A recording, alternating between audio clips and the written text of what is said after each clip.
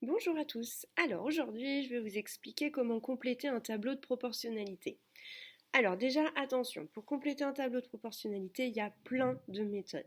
Moi, ce que je vais vous présenter ici, c'est une méthode qui fonctionne toujours, mais vous n'êtes pas obligé de faire exactement la même, d'accord? Donc ici, je vous ai mis un petit tableau. On considère que c'est de la proportionnalité, d'accord? Donc on a un avion qui vole pendant plusieurs heures et une distance parcourue. Alors, pour pouvoir compléter ce tableau, donc là ce qui m'intéresse c'est de compléter les deux cases qui sont ici. Il va falloir dans un premier temps que je repère la colonne dans laquelle j'ai les deux informations. Ici c'est donc la première colonne. Ici.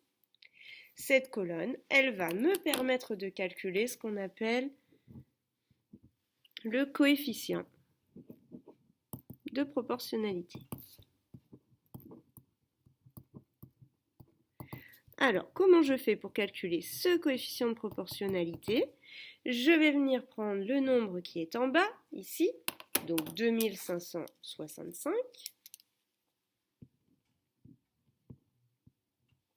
et je vais le diviser par celui qui est en haut, 3. En fait, ça revient à calculer combien de kilomètres on parcourt en une heure. Voilà ce qu'on calcule, on revient à l'unité quand on fait ça. Donc, hop, on fait ça, on tape ça sur sa calculatrice. Et on voit qu'ici, ça fait 855. Ça veut dire que pour passer de la première ligne à la deuxième, je multiplie par 855.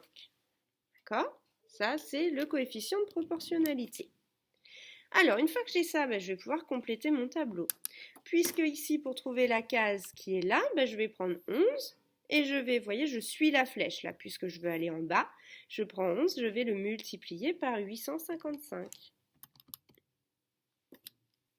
Hop, je vais changer de couleur.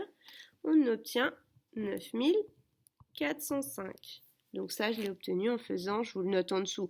Vous n'êtes pas obligé de le préciser dans l'exercice si ce n'est pas demandé, mais bon, pour la vidéo, je préfère vous le préciser quand même.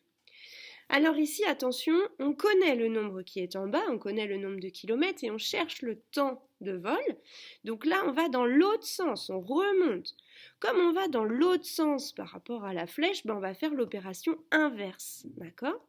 Donc au lieu de multiplier par 855, je vais diviser par 855.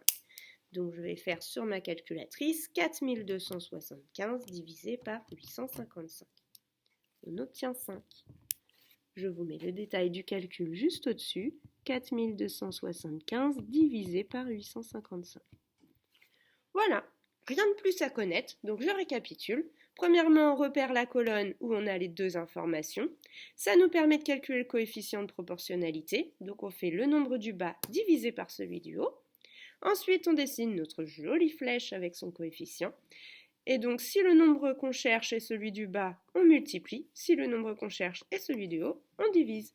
Et voilà, vous avez tout compris.